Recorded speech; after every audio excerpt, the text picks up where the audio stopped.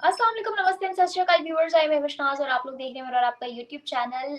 आज हमारे साथ पाकिस्तान से एक यूट्यूबर गेस्ट मौजूद है, शाइला खान इनका नाम है। हमेशा से आप लोग भी इनकी वीडियोस देखते आए होंगे। बहुत सारी ऑडियंस जो है हमारी रिलेट करती है। बहुत सारे इंडियन व्यूअर्स जो हैं वो सेम है, इनके चैनल को भी देखते हैं, रिएक्शन वीडियोस भी करती हैं, ये इंटरव्यूज भी करती हैं। Welcome to my channel Shaila ji. Thank you so much for your time. Thank you so much Mahvish ji, आपने हमें अपने शो पर बुलाया और मुझे सच में बहुत ज़्यादा खुशी है कि हमारा इंटरेक्शन किसी पाकिस्तानी यूट्यूबर से भी हो रहा है। Thank you so much. अच्छा, मैंने आपको आज एक ऐसे टॉपिक के लिए बुलाया है जिस पे मैं इंडियन से भी बात तो कर सकती थी, मगर अगर इंडियन से बात करती तो शायद वो इन सिनेरियोज को उस तरीके से बयान नहीं कर सकते थे जिस तरीके से हम लाहौर में रहने वाले लोग आते जाते देखते हैं और चीज़ों को ऑब्जर्व करते हैं, या हमारे सामने है, या हम सरवाइव कर रहे हैं जिस सिचुएशन में, हमें वो किस तरीके से फेस करनी पड़ रही है।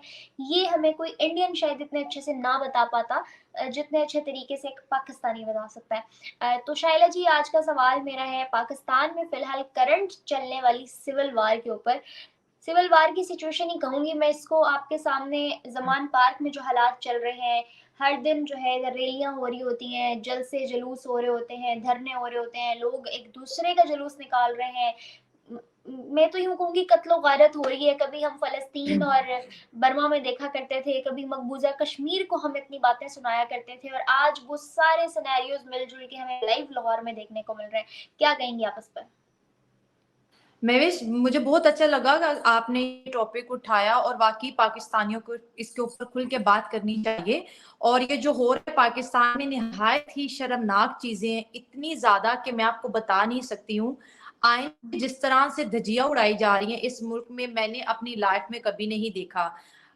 एक सुप्रीम कोर्ट का फैसला आता है कि आपको पेश होना है और उस पेशी के पीछे इतना बड़ा ड्रामा, पूरे मुल्क में सड़कें बंद कर दी, लोगों को मजबूर किया गया कि वो कानून हाथ में ले। और जिस तरह से Zaman park no entry area बन गया था कि मना कर दिया गया था कि कोई भी यहाँ से नहीं गुजर सकता, पुलिस की लाठीचार्ज। और फिर जिस तरह से दुनिया ने इस पूरी खबर को कवरेज दी, तो बीइंग अ पाकिस्तानी हमारे लिए बहुत ही शर्मनाक चीज है, बहुत ज्यादा। और हम कहते हैं हम एक आजाद मुल्क में, एक डेमोक्रेटिक कंट्री में रहते हैं। कहाँ पर रहते हैं? एक आता है उसको बोलते हैं ये तो इम्पोर्ट हुआ है, दूसरा जाता है वो कहते हैं बाहर से ऑर्डर आया, मुझे निकाला गया है। तो आप ये दोनों स्टेटमेंट देख ले, आने वाला वजीर आजम और जाने वाला वजीर आजम दोनों ही अवाम की मर्जी के खिलाफ हैं।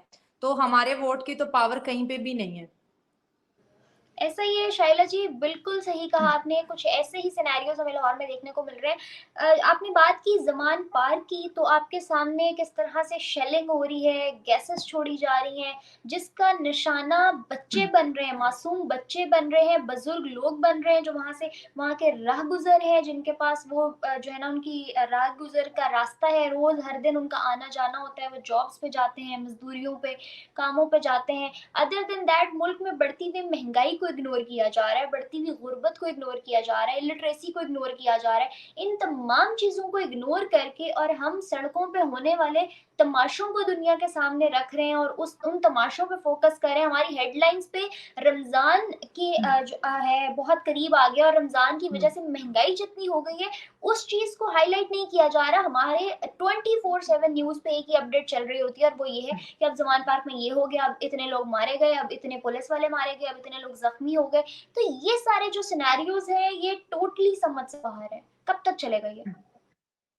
मैं भी आप पहले ये देखें कि पाकिस्तान में अहमियत किस चीज की है। जैसे आपने कहा कि अगर महंगाई को कंट्रोल करो, रमजान आ रहा है, गरीब बंदा भी रोजा रखेगा। यू रमजान के साथ हमारी एक स्पेशल किस्म की अटैचमेंट है कि रोजा रखना है, सहरी करनी है, अफ्तार करना है। ये तो एक इबादत का महीना है, लेकिन हम इसको एज अ फेस्टिवल भी बहुत ज्यादा एंजॉय करते हैं। सब एक साथ खाते हैं, एक साथ वो ईद की तैयारियां होती हैं, कजन्स आते हैं। मतलब हमारे लिए पूरे साल में इससे बेस्ट मंथ कोई नहीं होता। सब एक दूसरे के घर अफ्तारियां करवाते हैं, एक रौनक है, हमारी खुशी है इसमें। लेकिन जैसे आपने बोला, मुझे बहुत ज्यादा अफसोस होता है कि महविश हमारे मुल्क में, आप पहले ये देखिए इंपॉर्टेंस किस चीज की रही है। 75 सालों में सिर्फ एक कुर्सी की अहमियत रही है। अगर ये इस कुर्सी की अहमियत ना होती, आज जैसे और सारी चीजें छोड़े, मैं सोशल मीडिया से बिलोंग रखती हूँ, आप भी हमारा इंटरनेट देख ले यार, इंडियन से इंटरव्यू करो, 410 की स्पीड आ रही है मेरी, 4 5 6 12 16 की स्पीड है आज के जमाने में। यूरोप 6G की तरफ चला गया, भारत 5G की तरफ चला गया, हम 2 पे भी मेरे ख्याल से नहीं आए।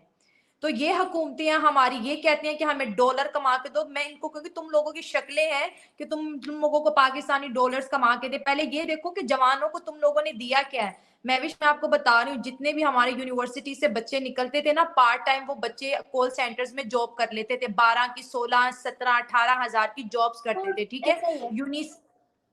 यूनी से आके, चलो इतना तो था कि वो गरीब फैमिली से थे, लेकिन वो अपना गुजर बसर कर लेते थे। 100 चीजें इंसान को यूनी लाइफ में चाहिए, उसको कपड़ा चाहिए, उसको आने जाने का खर्चा चाहिए, उसको अपने सेमेस्टर्स को पूरे करने के लिए नोट्स चाहिए और ढेर सारी किताबें। हमारे मुल्क में जितनी भी यहाँ पर कॉल सेंटर थे, सारा अपना काम बाइंड अप करके जा चुके हैं। आप देखिए, इस तरह के बैड इंटरनेट में कोई काम कर सकता है। आपने जैसे कश्मीर की बात की, कश्मीर एक पहाड़ी एरिया, हमारे पहाड़ों में तो कोई नेटवर्क है ही नहीं ना। जब हम नॉर्थन एरिया में जाते, घर वालों को बता देते हैं, हमारे ऐसा ही जिंदा है, मुर्दे ऐसा का ही है। पता इतने नहीं इतने होगा। दिन आप अगर हफ्ते के टूर पे जा रहे हो तो आपका हफ्ता पूरा कोई कनेक्शन नहीं है घर वालों से, ऐसा ही है। नहीं है, और कोई पहाड़ियां ऐसी भी नहीं है, कोई अमेज़न के जंगल नहीं है, सही है, रोड्स हैं, उसके अंदर होटल्स बने हुए हैं, ईच एंड एवरीथिंग। लेकिन हम घर वालों को बता के क्या जाते हैं, अगर नेटवर्क कहीं आया तो हम बता देंगे, अगर नहीं आया तो प्लीज आप परेशान हो, हम फला फला के साथ जा रहे हैं। ये वो हालात तो हैं 2023 में हमारे। गारों वाला हार है अभी। आप समझ लें, अप्रैल के स्टार्ट होने वाला है, 2 घंटे नहीं आएगी लाइट, 1 घंटा आएगी, कैंडल जला लो। यूपीएस भी कितनी देर तक चलेंगे, लाइट आएगी तो वो चार्ज होगा ना। एग्जैक्टली। तो आप किन चीजों, हमारे यहाँ सिर्फ एक कुर्सी की अहमियत है, हर एक उसके घेर ना रोटेट करता रहता है, और उनको लगता है कि जो कुर्सी के अंदर है ना। अच्छा, अब इसमें भी मैं बता दूं, इतनी चाहत क्यों है कुर्सी की, क्योंकि जो भी बंदा कुर्सी के ऊपर आके बैठता है ना, वो समझता है कि मैं अपनी पार्टी के जो लोगों को फैसिलिटेट करूंगा, करप्शन खुलेआम कर दूंगा, मेरे पार्टी के लोग असासे बनाएंगे, और इसी चीजों को लेके वो हुकूमत में आते हैं। अगर आप देखें, क्या आपको लगता है कि इनके अंदर अवाम की खिदमत करने का जज्बा है कि जो इतना लड़ रहे हैं? मैं, अगर वजीर आजम के ऊपर पूरे मुल्क की जिम्मेदारी है और मैं एक जिम्मेदारी लेने के लिए लोगों को बाहर निकाल रही हूँ, जिम्मेदारियों से तो लोग भागते हैं। अगर किसी को 5 साल मिल जाते हैं तो दूसरा जो सियासतदान होता है वो देखता है, अच्छा मैं देखता हूँ ये 5 सालों में करता क्या है। ये चीज नहीं है तू उधर मैं बैठूंगा, कहते नहीं मैं बैठूंगा मैं बैठूंगा। और अवाम एक, कभी एक की शक्ल देख रही है, कभी दूसरे की शक्ल देख रही है। आप लोग क्या कहते हैं, किसी को भी नहीं देना। ऐसा ही है। और अब वो हालम हो गया पाकिस्तान का कि लोग अपना सर पटक रहे हैं लिटरली। वहां पे गरीब बेचारा एक दूसरे को ही लड़ लड़ के मर रहे हैं, पुलिस वाले उनको मार रहे हैं। मैं, मेरी तो समझ से बाहर है। जिनको मुल्क का मुहाफिज कहते हैं वो अवाम के दुश्मन है, और जो अवाम हुकूमत का सपोर्ट करना चाहिए जिसको, वो जो है ना गवर्नमेंट की दुश्मन बनी हुई है। एक पॉलिटिशियन जो है वो फला जगह जा रहा है तो आधी अवाम उसके पीछे है, दूसरा कहीं बैठा है तो आधी अवाम उसके पीछे है। मुल्क के सिनेरियोज ऐसा तो मैंने कभी किसी मुल्क में नहीं देखा। बड़े बड़े मुल्क आए, बहुत बहुत बुरे सिनेरियोज भी हुए, इतने इतने वर्स्ट सिचुएशन से निकल के वो ऊपर आए हैं। लेकिन ये हालात जो पाकिस्तान में आजकल चल रहे हैं, इससे पहले किसी मुल्क में देखने को नहीं मिले, और ये बात पूरी दुनिया कर रही है। इससे ज्यादा शर्मिंदगी वाली चीज क्या होगी हमारे लिए। आप ये देखिए कि ये चीजें सेट कैसे हुई हैं। मैं विश लोगों ने जब मुल्क बनाया या मुल्क आजाद किए या दुनिया के नक्शे पे जब वो बने, उन्होंने एक, कहते हैं ना, स्लोली या फिर जैसे तैसे कंटिन्यूसली एक प्रोग्रेस स्टार्ट की, ठीक है। कुछ ना कुछ अपने मुल्क में किया है। कोई भी दुनिया में पाकिस्तान और श्रीलंका के अलावा कोई ऐसा मुल्क नहीं है जो मांग के खा रहा हो। सब अपना छोटा से छोटा मुल्क भी है ना, कमा के ही खा रहा है, ठीक है। जैसी तैसी उसकी इकोनॉमी चल रही है। हमारे यहाँ ये जो ये प्लानिंग है, ये बहुत लंबी प्लानिंग है, इतनी कि शायद हम दुनिया में भी नहीं आए थे तब की है। उन्होंने बोला कि पाकिस्तानी लोगों को हमने एजुकेशन नहीं देनी, अगर इनको एजुकेशन देंगे तो ये हमसे सवाल करेंगे, तो हमें एजुकेशन ही नहीं देगी। दूसरा, हमारे बजट का ज्यादातर हिस्सा भारत की वजह से ले लिया जाता है और हमें डराना है उनसे कि वो हमला कर रहे हैं। उन्होंने फलाना मिसाइल बना दिया, डमकाना मिसाइल बना दिया, अब आपको इतना बजट चाहिए, उतना बजट चाहिए। और हमारे, फिर हमें यकीन भी तो करना है ना उस बात पे। फिर हमारी किताबों के अंदर ऐसा टेक्स्ट डाल दिया गया कि जो है ना, हिंदू अनासिर, हिंदू दुश्मन, हिंदू गद्दार, फलाना है ये वो। तो अवाम क्या करती है, अब वो जो भी करते हैं ना, जो भी करते हैं, अवाम कहते हैं नहीं वो सही कर रहे हैं, वो सही कर रहे हैं। आप समझ गए? कोई ऐसा बंदा यहाँ पर है नहीं जो काउंटर करे। और जो थे और जिन्होंने सच बोला, उनको आधों को आपको पता है कहाँ पे डाल दिया उन्होंने। और सही कुछ है। जो समझदार थे वो बाहर से बैठ के स्ट्रीम करते हैं, मुल्क छोड़ के चले गए। अगर आप इतना दबा दोगे किसी को कि वो सवाल नहीं कर सकता, वो अपने राइट्स के बारे में पूछ नहीं सकता, तो फिर फ्रीडम ऑफ यही स्पीच हाल हो खत्म रहा कर है। दिया ना, मुल्क में फ्रीडम ऑफ स्पीच रखा ही नहीं, तो पीछे क्या बचा? इनको बस वोट चाहिए, लेकिन अवाम की आवाज इनको नहीं चाहिए, किसी भी किस्म की आवाज इनको बिल्कुल भी नहीं चाहिए। और लोग यहाँ से जिस तरह से निकल रहे हैं, महविश, वजह यही है कि आप एक मुल्क में रहते हो, सिर्फ रोटी खानी है जिंदगी में और कुछ नहीं करना। आपको अपना कोई फ्यूचर, यूनिवर्सिटीज में आप 2-2:30 बजे निकले रोड पे, इतना आपको स्टूडेंट निकलेगा, दिखेगा वहां पर आता हुआ जाता हुआ। आप कभी 2 मिनट के लिए वहां पे स्टॉप होकर रुक सकते हैं? इन बच्चों के जॉब्स का क्या होगा? ऐसे ही होगा। कौन इनको जॉब देगा? मैंने अपनी आंखों से ऐसे ऐसे डॉक्टर्स देखे हैं, एमबीबीएस की उनके पास डिग्री है, 12,000 रुपए की आज के जमाने में जॉब कर रहे हैं डॉक्टर्स। शाइला, मैंने इंजीनियर्स ऐसे देखे हैं जो बेचारे रिक्शा चला रहे हैं, मजदूरी कर रहे हैं और बच्चों का पेट पाल रहे हैं। इंजीनियर्स की डिग्रीज है उनके पास। आप ये बताएं, एक गरीब फैमिली जो अपने बच्चे को 50 से 60 लाख रुपया लगा के डिग्री दिलवाती है, ये कि हमारा बच्चा 12-12 हजार के लिए ख्वार हो। और जो आपने इंजीनियर्स की बात की, हमारे जितने भी इंजीनियर्स है, एकेडमी, प्राइवेट एकेडमी में 3-3 हजार रुपए पर लेक्चर पढ़ा रहे हैं। ये देंगे ब्राइट मुस्तकबिल, ये इलेक्शंस की बात करते हैं ये। और चेंज आएगा कहाँ से महविश? 75 सालों में कुछ यहाँ पर लगाया ही नहीं। और जो इंडस्ट्री प्राइवेट सेक्टर पे थी, प्राइवेट सेक्टर पे इतना टैक्स लगा लगा के उनकी इन्होंने कमर की हड्डी तोड़ दी है। प्राइवेट सेक्टर्स वालों ने चाबियां इंडस्ट्रीज की इनके हाथों में दे दी कि हमारे हाथ खड़े हैं, चलती है तो चला लो। और जो हमारा फैसलाबाद की सारी इंडस्ट्री थी वो तो बांग्लादेश शिफ्ट हो गई है, यहाँ पर क्या रह गया बताएं? कुछ भी नहीं है यहाँ पर। यहाँ पर सिर्फ बस ये है कि एक कुर्सी रह गई है वजीर आजम की, और बस उसके लिए लड़ लड़ के मर रहे हैं। अवाम को, किसी को कोई ख्याल नहीं है, और अवाम को अपना खुद भी वैसे कोई ख्याल नहीं है। अगर ये जो तमाशे करे, इस दफा मैं कहती हूँ कि जब इलेक्शन के दिन ना कोई भी घर से ना निकले, इनको पता चले कि अवाम दोनों सियासी पार्टीज पे किसी भी अब ट्रस्ट नहीं करती। शाइला जी, जिस तरह से अवाम पागल इस वक्त इमरान खान के पीछे हुई हुई है, तो वो दिन भी दूर नहीं जब ये लोग उनके जलवे भी देख लेंगे। क्योंकि आज तक इनके पास और कोई चारा कभी भी नहीं रहा, कभी उस पे भरोसा तो कभी उस पे भरोसा, अंधा भरोसा कर करके मुल्क लुटवाया इन्होंने। अब जो पीछे बचा कुचा कुछ बच गया टैक्सेस के सहारे थोड़ा बहुत, वो देना है। अब देखो कब किसको दे देते हैं। वो बच गया बस, और कुछ नहीं बचा हमारे पास। खैर, अभी रिसेंटली एक अपडेट आ रही थी, कल ही की बात है, इंडिया के डिफेंस मिनिस्टर खुरजनाथ सिंह ने ये बात कही कि अब पाकिस्तान जो है वो मोदी सरकार जैसी एक हुक्मरान ढूंढ रहा है, एक ऐसा पॉलिटिशियन ढूंढ रहा है जो उनका मुल्क चला सके, क्योंकि उसके सिवा अब उनके पास कोई चारा नहीं बचा। ना ही तो इतना दम उनके शहबाज शरीफ साहब में है और ना ही इमरान खान साहब में। तो ये स्टेटमेंट सुनने के बाद क्या कहेंगे आप, बीइंग अ पाकिस्तानी? क्या वाकई ऐसा है, देखिए या लोग इसी रिसर्च में है, या ये सिर्फ अफवाह है?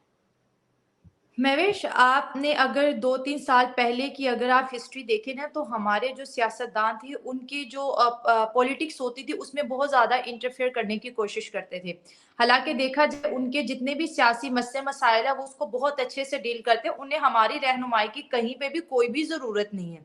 अब जब हमें वक्त आया ना, अब वो वहां से टिप्पणियां कर रहे हैं कि पाकिस्तान को मोदी जी चाहिए। और क्यों चाहिए? क्योंकि हमने प्रॉपर वीडियोस बना के उन्हें भेजी हैं, कश्मीरियों ने प्रॉपर वीडियोस बना के भेजी हैं, पंजाब के लोगों ने प्रॉपर वीडियोस बना के भेजी हैं कि अगर कोई बंदा ग्रेट है तो वो मोदी जी हैं। और ये देखिए, उनको इस चीज का बहुत फायदा हो रहा है। इंडिया में भी उनको एक एक चीज मिल गई है कि देखिए, हमारे जो पीएम है वो इतने ज्यादा अच्छे और उनका काम इतना आला, नो डाउट बहुत आला है, पाकिस्तानी डिमांड कर रहे हैं। तो ये लोग जो सुनते हैं पाकिस्तान से, मोदी जी की जितनी पॉपुलैरिटी है, पाकिस्तानी जितना उनको पसंद करने लग गए हैं, तो हमें तो दोनों में वो क्वालिटीज नजर नहीं आती। इमरान खान सादिक और अमीन थे, नहीं रहे, करप्शन के केसेस उन पे है, तोशा खाना के केसेस उन पे है, और भी उनकी जो बीवी से वो आपको पता है वो डायमंड के वो जो सारे किस्से बाहर निकल रहे हैं। जो नून लीग है उसको भी लोग कहते हैं कि भाई अवाम का सारा पैसा लूट के चले गए। अगर हम इस्लामी कानून की बात करें तो चोर के हाथ में कभी भी हुकूमत नहीं होनी चाहिए, तो इस हिसाब से दोनों ही बाहर जाते हैं।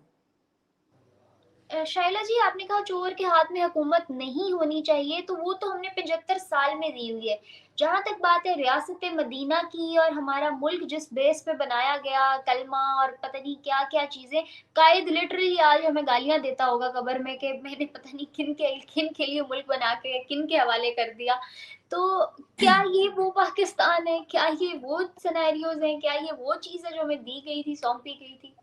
महविश, आपको एक चीज़ बताऊँ, आपको ज़िंदगी में वही चीज़ मिलती है ना जिसकी आपने प्लानिंग की होती है या जितनी आपने मेहनत की होती है। जैसे आपने बोला क्या यही वो पाकिस्तान है? डेफ़िनेटली यही वो पाकिस्तान था, जिसके जैसे उन्होंने इस मुल्क को चलाया, मुल्क की आउटपुट भी वैसी ही है।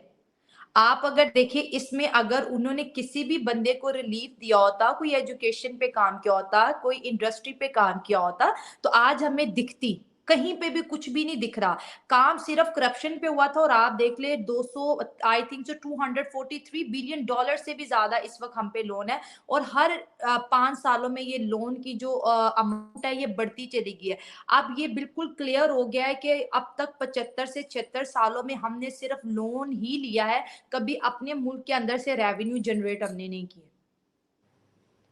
शायला जी, रेवेन्यू क्या हम लोग जनरेट करेंगे? हमारे पास जो कुछ असासे थे कीमती हमारे, हमने तो वो तक गिरवी रखवाए हुए हैं। तो रेवेन्यू तो वहीं से जनरेट होता है ना। आप अपनी चीज़ों पे इन्वेस्ट करो, उनके अंदर इनोवेशन लेकर आओ, टेक्नोलॉजी लेकर आओ, उनको अवाम के इस्तेमाल के लिए बनाओ, अवाम उसमें पे करे आपको, तो तभी मुल्क चलता है। लेकिन यहाँ पे तो इस निज़ाम हस्ती को ही उल्टा कर दिया गया है कि वो तमाम जो है उठा के हमने दे दिया, भाई ये लो, ये हमारी कीमती असासे आप रख लो, आधा मुल्क तुम लोग रख लो, फलां ये फलां मुल्क रख ले, ये हमने फलां को बेच दिया। अब हम बैठे हैं, एक हमारे पास कुर्सी रह गई, अब हम उसके पीछे जंग कर रहे हैं। अब वो देखो कब कब उसके भी मुझे लगता है टांगे टूट जानी है, कुछ नहीं बचना पीछे। और कुर्सी का क्या करने महविश, जो कुर्सी पे बैठता है ये ऑन रिकॉर्ड है, वो कहते हैं हमसे अमेरिका करवा रहा है। हम नहीं कर रहे, अमेरिका करवा रहा है। जब आप कर ही नहीं रहे हो तो भाई फिर इतनी जद्दोजहद किस चीज की, इतनी मेहनत किस चीज की? अभी देखें, इमरान खान के ऊपर 100 पर्चे कट गए और 100 पर्चे इमरान खान ने शहबाज शरीफ पे काट दिए। एक दिन वो पेशी भुगत है, अगले दिन ये भुगत है। मुझे लिटरली मुझे अब हमारी पॉलिटिकल सिचुएशन किसी लतीफे से कम नहीं है। लोग हंसते हैं, उन्होंने शुगल शुगल मेला बनाया हुआ है। जब किसी सही को कह रहे कोई हैं। मजाकरात वाला सिनेरियो चाहिए होता है तो वो पाकिस्तान की पॉलिटिक्स को डिस्कस करने लग जाते हैं। यार let's have some fun, okay fun, fun is equal to Pakistani politics. तो लोग अब इसको इस तरह से लेने लगे। हमें खुद इतनी हंसी आती है, तो सोचे लोगों को कितनी आती होगी। आप ये देखें कि एक तो पॉलिटिक्स होती है वो भी समझ आती है, खानदानी पॉलिटिक्स है भाई। अभी इमरान खान एक बीवी करे, दो करे, चार करे, पांच करे, सही बता रही है, उसका पर्सनल मैटर है। किसी भी पर्सन को ये इजाजत नहीं है कि उसकी पर्सनल लाइफ के अंदर जाके इन्वॉल्वमेंट करे। इमरान खान को अदालत ले गए और ऊपर से कह रहे हैं कि जादूगरनी पिंकी पीरनी घर के अंदर है। ये हेडलाइंस टीवी पे चल रही है। मैं हैरान कि ये नेशनल मीडिया क्या शायला दिखा रहा जी, है, पिंकी पीरनी। शाइला जी, आप कह रही हैं कि वो शादियां कितनी करे, लोगों का कंसर्न नहीं है। लोग उसके बेडरूम तक पहुंच गए, उसके घर तक पहुंच गए, अंदर एक एक चीज छान रहे हैं, उसके बच्चों की ड्राइंग्स और पेंटिंग्स तोड़ रहे हैं, और वो मीडिया कवर कर रहा है जाके अंदर। मीडिया वाले भी घुसे में, पुलिस वाले भी घुसे में। भाई घर ना हो गया किसी का कसम से। खैर, बिल्कुल समझ से बाहर है। और और इन्हीं इसी सारी एक चीजों चीज को और, सुलझाने के लिए मैं आपसे बात करना चाह रही थी। मैं एक और चीज बताती हूँ। इमरान खान का कल बयान आया और वो क्या कह रहे हैं, हाथ उठा के, जाहिलो, ये पेट्रोल कोई बम तो टेक्नोलॉजी नहीं है। प्लास्टिक के अंदर पेट्रोल डालो, उसको जला के फेंको, जाहिलो ये कोई बम नहीं है। प्लास्टिक के बोतल के अंदर पेट्रोल डालना ये कोई बम की फैक्ट्री होती है? वो उल्टा एक गलत काम कर रहे हैं और आके डिक्टेट भी कर रहे हैं, लोगों को कह रहे हैं कि जाहिलो ये कोई टेक्नोलॉजी नहीं है। मुझे समझ नहीं आ रही कि ये दोनों पार्टीज, एक क्या कह रही है, गुंडागर्द बिठाया हुआ है, दहशतगर्द, पाकिस्तान का दहशतगर्द इमरान खान, और दूसरी तरफ इमरान खान ये डाकू चोरों को नीचे लेके आओ। तो दोनों तरफ से मैं कहती हूँ खामोशी ही बेहतर है।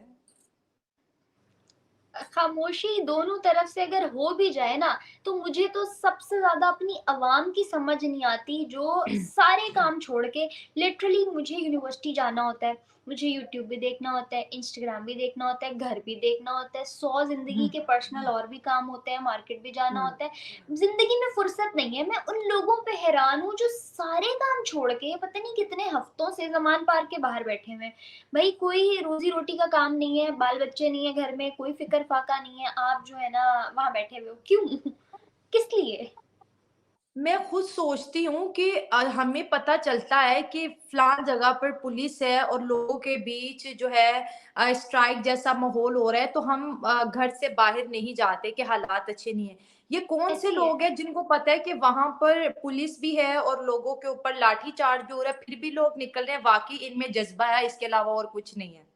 ये जज़्बा है जो इनको घर रहने नहीं देता और फिर कंप्लेन करते हैं पुलिस हमें मारती है, तो तुम लोग मत जाओ ना वहाँ पे, हमें क्यों नहीं मार रही?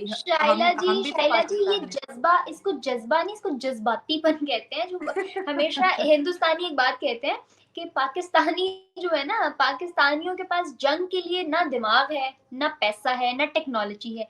सिर्फ़ एक जज़्बात हैं, वो उसकी बेस पे कुछ कर लें तो कर लें, उसके अलावा कुछ नहीं है उनके पास। तो वही हालात हैं कि ना ही तो जेब में पैसा है, टका भी नहीं है। तो टका भी खैर अब क्या हम किसी को ताना दें, टके की वैल्यू भी देखो 6 रुपए का हो गया। टका टका भी कहते में हुए शर्म आती है कि यार हम तो टके शर्म के भी आती है, नहीं रहे। बिल्कुल। अब तो टका भी हमसे ऊपर चला गया। तो ये सिनेरियो चल रहे हैं। खैर मैंने मोदी जी का आपसे पूछा था सवाल, तो मुझे बताएँ कि क्या चलेगा इधर? आना चाहिए? देखिए, वो सरकार यहाँ पर तभी आएगी, जब ये नहीं रहेगी। आप समझ रहे हैं? और वो जो आज़ादी का वो जो था, हमारा एक मकसद था कि जैसे कि बड़े कहते हैं कि मुल्क आज़ाद हो गया, पाकिस्तान बना लिया। जिस मिट्टी में महविश हम पैदा होते हैं ना, ये एक नेचुरल फीलिंग है, आपको उससे अटैचमेंट होती है, आपको उससे मोहब्बत भी होती है। और आप दुनिया में कहीं पे भी ट्रैवल कर लें, आप जितनी मर्ज़ी नेशनैलिटी ले लें, पहली नेशनैलिटी आपकी पाकिस्तानी ही रहेगी। और ऐसे ही है। अगर ये नहीं चलेगा तो फिर कोई भी हुकूमत आए, फिर ये नाम भी बाकी नहीं रहेगा। फिर मोदी सरकार आए या अमेरिका आए, फिर आप लोगों को इस नाम की कुर्बानी देनी पड़ेगी। ये जो हर चीज़ में फ़ख्र से कहते हैं ना हम पाकिस्तानी, फिर ये आप जब ये लफ्ज़ आपसे कोई छीन लेगा ना, फिर आपको इसकी कीमत का अंदाज़ा होगा कि हमने कितना खोया और क्या पाया। अभी जो चीज़ हमें आज़ादी का जो मतलब है शायद सही से पता ही नहीं है। हमने आँख खोली, अपने घर में थे, उठे, स्कूल चले गए, घर आ गए।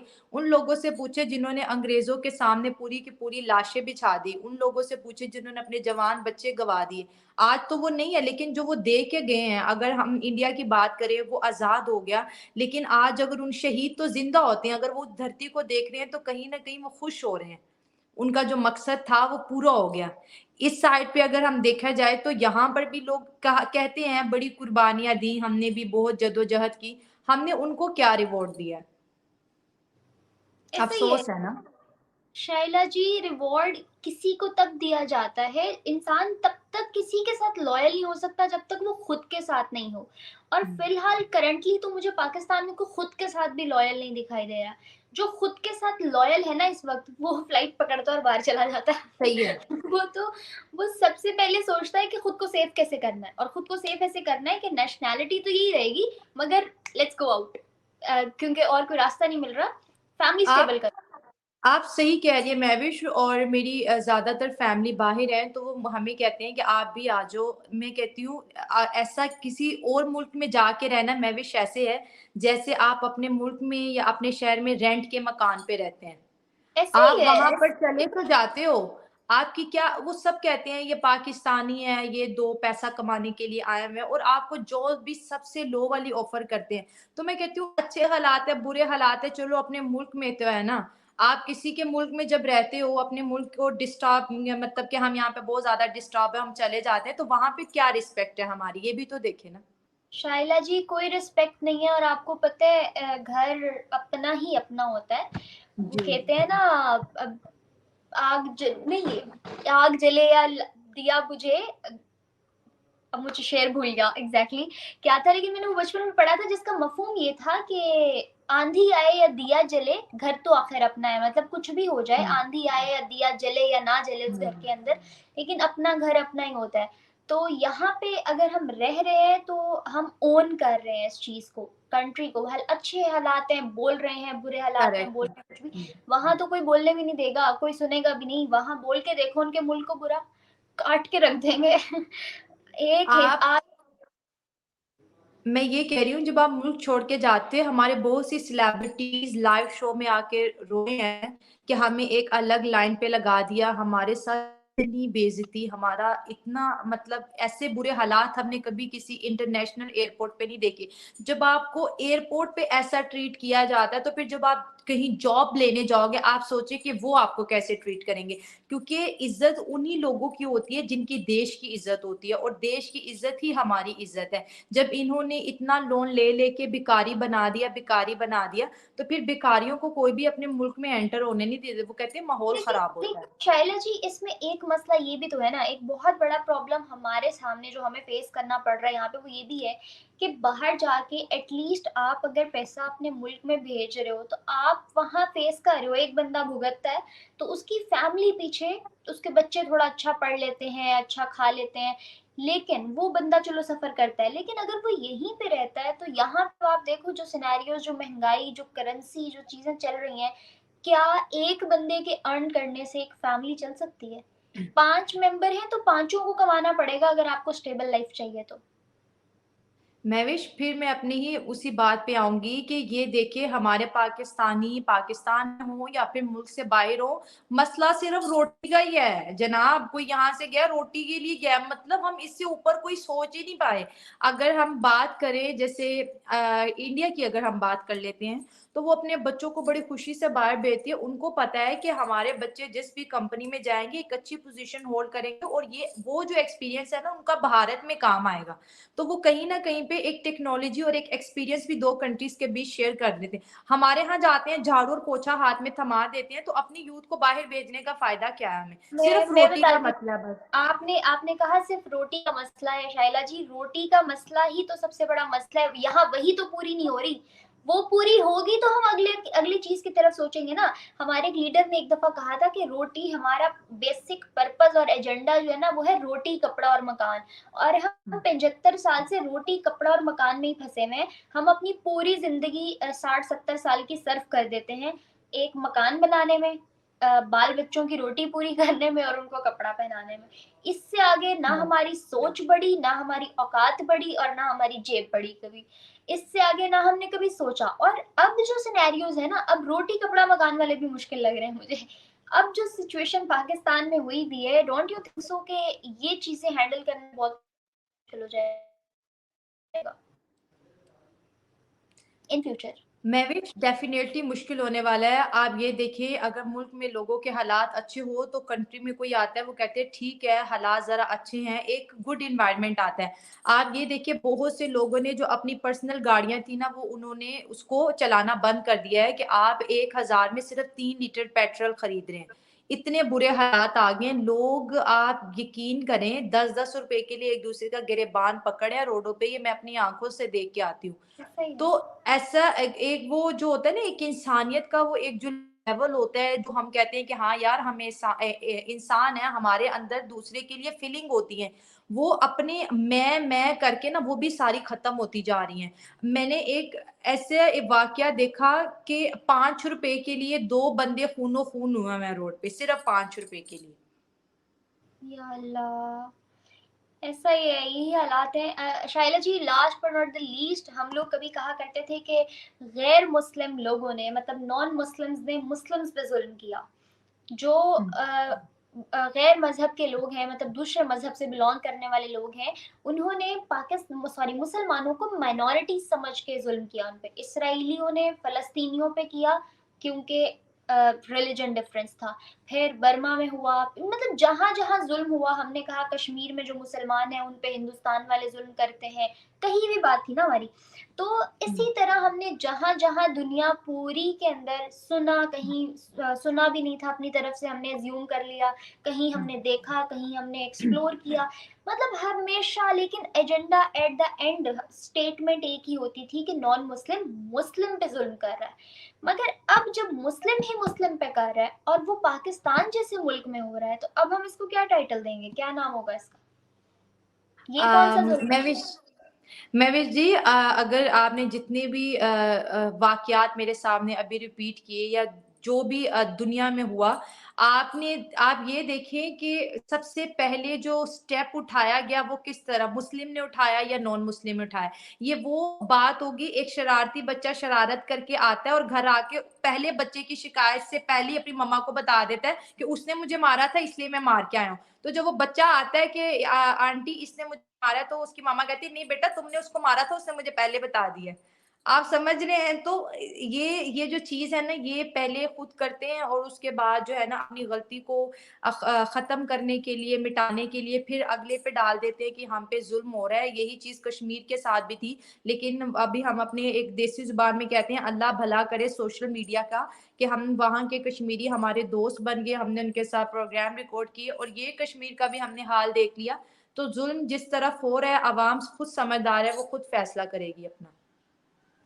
काफ़ी हद तक बेटरमेंट आ रही है लोगों को, यूथ को स्पेशली जो है ना, जैसे-जैसे हमारा इलिटरेसी से निकल के लिटरेट हो रहे हैं लोग, लोगों को समझ-बूझ आ रही है चीज़ों की, एजुकेशन मिल रही है, तो और सोशल मीडिया एक्टिविस्ट स्पेशली इसमें बहुत बड़ा रोल प्ले कर रहे हैं, आप जैसे और भी बहुत सारे और जर्नलिस्ट। तो उन तमाम लोगों के थ्रू मुझे लगता है कि एक जनरेशन गैप ज़रूर लगेगा, एक जनरेशन गैप आएगा, लेकिन उसके बाद चीज़ें चेंज होना शुरू होंगी। हुँ, लेकिन खतरा हमें इस बात का है कि तब तक हमारा मुल्क बचा रहे हमारा मुल्क बचा रहे, सही कह इसको रहे हैं। अल्लाह अपनी हिफ्ज़-ओ-अमान में रखे। Thank you so much Shaila ji, बहुत अच्छा लगा आपसे डिस्कशन करके, आपसे बात करके, and this whole session was amazing. और मुझे बिल्कुल नहीं लगा था कि मैं लाइव सेशन में हूँ, रिकॉर्डिंग हो रही है, मुझे ऐसे लग रहा था हम नॉर्मल डिस्कशन और बहस कर रहे हैं, यार ये हो रहा है पाकिस्तान में, ये हो रहा है, ये हो रहा हाँ, है लोग भी सोच रहे होंगे क्या अपने ही मुल्क को रगड़ रहे हैं, लेकिन ये वो चीज़ें हैं जिनको हम कबूतर बन के जो है ना, बिल्ली देख के आंखें बंद नहीं कर सकते, जो जो बड़े ऐसे फैक्ट्स हैं, पूरी दुनिया देख रही है, सब समझ रहे हैं, सब जानते हैं, सब देखते हैं। तो हमें इस हुँ। पे मुझे लगता है बात करनी चाहिए, क्योंकि बात करने से ही चीज़ें बेहतरी की तरफ जा सकती हैं। खैर, thank you so much for your time, hopefully हम आगे भी सेशंस रखते रहेंगे। Thank you viewers for watching, मुझे और मेरी होस्ट को दें इजाज़त। इनके चैनल को नायला शाइला के नाम से है, इनको सब्सक्राइब करिएगा जाके, और हमारी वीडियो को भी हो सके तो लाइक, सब्सक्राइब और शेयर करना मत भूलिएगा। मुझे दें इजाज़त, मिलते हैं फर्दर वीडियोज़ में, तब तक के लिए अल्लाह हाफ़िज़।